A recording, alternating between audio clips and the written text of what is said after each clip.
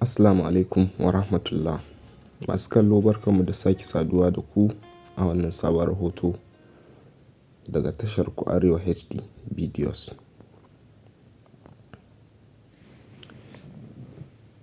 Yanzu haka muna bin diddigin wani lamari da ya jawo hankalin jama'a musamman shafukan sada zumunta, inda ake ta tattaunawa kan rikicin da ya faru tsakanin ministan babban birnin tarayya Abuja Nyesom Wike da wani jami'in soja mai suna AM Yarima.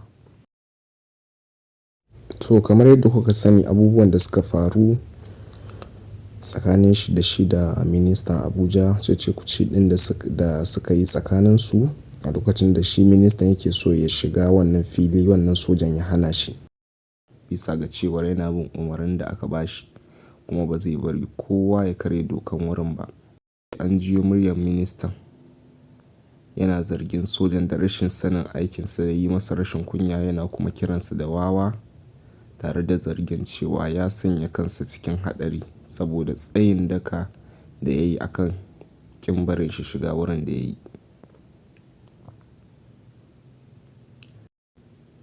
Wannan faɗa ta zagaya kafafen sada zumunta a ko'ina a faɗin Najeriya.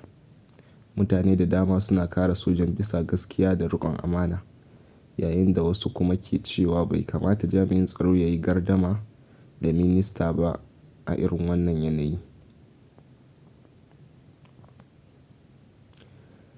Sai dai lamarin ya ɗauki sabon salo tun jiya, bayan da muka samu rahoton cewa an kai wa sojan, wato AM Yarima, hari a cikin birnin Abuja.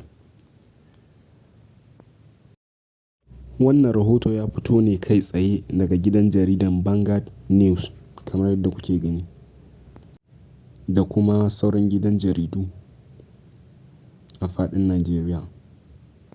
To, menene ya faru a haƙiƙanin gaskiya? Shin akwai alaƙa kai tsaye tsakanin rikicin farko da harin da aka kai wa sojan?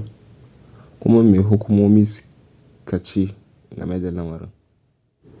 Wannan ita ce tambayar da 'yan Najeriya suke yi kuma suke jiran amsa.